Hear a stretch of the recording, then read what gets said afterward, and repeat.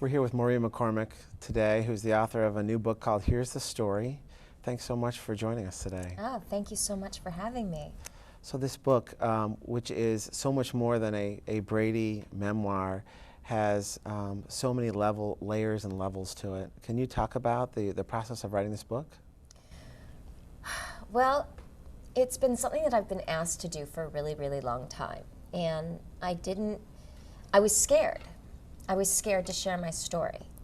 And I feel like I've gotten to a point at the age of, well, I'm actually 51, but when I turned 50, where I was like able to shed all these layers and things that I've been hiding for so many years.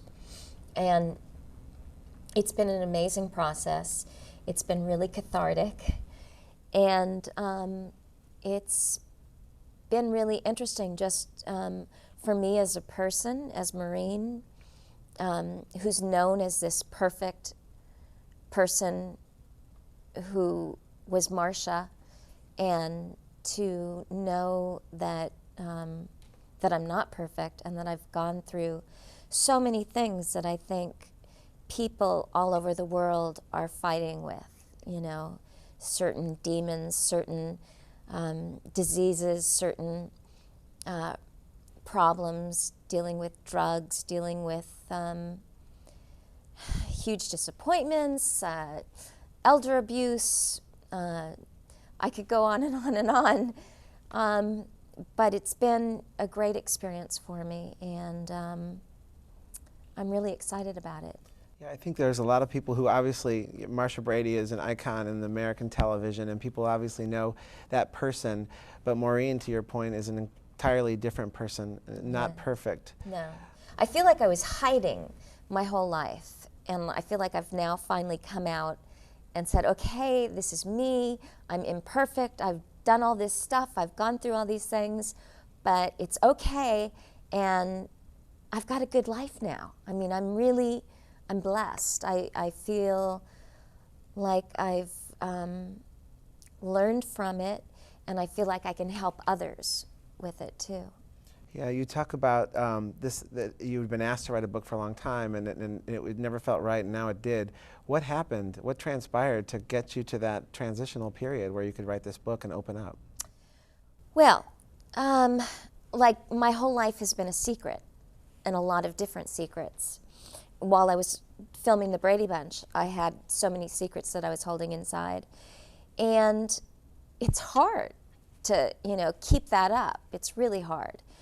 But I had no idea when I would let it all out, or if I would. And a show named Celebrity Fit Club came into my life on VH1. Yeah.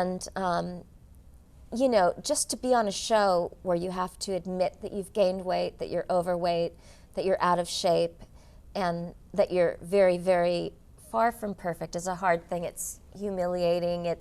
You feel naked, you know, in front of the public. And I felt naked, and I didn't want to do the show at all, because I never wanted to do reality, and I wanted to keep hiding. I wanted to hide all my secrets. But since I felt naked on the show, felt like I was coming out of this thing that I had been hiding in for a really long time. And it's very empowering, and it's just very, very real. It feels really good. It feels like it's where I'm supposed to be. Yeah, and you rocked on the show. You won. You won. I rocked. I won. I definitely won. I was so excited and amazed. I'm very competitive, but it was a lot of fun. I set a record for the show, and then I went on to do actually another show called Gone Country for CMT, which was another cathartic experience. I worked with Bobby Brown and Carney Wilson and some great people, and what was so strange was when Bobby Brown first came on the bus and I met him, I ran to the back of the bus because I was scared. I was scared to meet Bobby Brown because I had heard all this stuff about him. Yeah. But it's amazing. We became really, really good friends, And I think it's because we've both been through a lot, and we could feel that in each other's souls. And we really bonded, and I really bonded with Carney Wilson, who also has been through a lot of stuff in her life. And as a result of it, we're doing a spin-off show that's going to be on CMT in August. Oh, that's great. Yeah, and it's called The Outsiders In right now. And what it is, it's a show like Curb Your Enthusiasm or Fat Actress. And it's going to have that kind of feeling and vibe. And they give you a sense of what to say, but then you sort of just roll with it. You roll with it, which I'm so excited about, because in my life lately, I love rolling with it. Yeah. So you said a big part of this period of your life has been opening up and of basically embracing this next phase of your life. I think which I'm so excited about. And I have to say to every woman that is 50 years old that it gets better and better and better, and we really need to learn how to celebrate it. And I'm just, it really does get better, you know, because I think you become better. I think you become, hopefully, a better person as you age and you learn and you grow. That's an important theme of the book. I think that's one of those things that will resonate very strongly for readers. There's obviously going to be people who are curious about your Brady past and some of the stories there, but that second life element is so important, I think. And your openness is what I think will make that resonate with more people. I hope so. So there's obviously this Brady background of yours is something that you have probably mixed feelings about. What are your thoughts about the Marcia part of your life? It's been a roller coaster ride. I never ever would have dreamed in a million years that the character that I played would be so loved. I mean, everywhere I go, I feel love from people, which is so, I feel so blessed by that.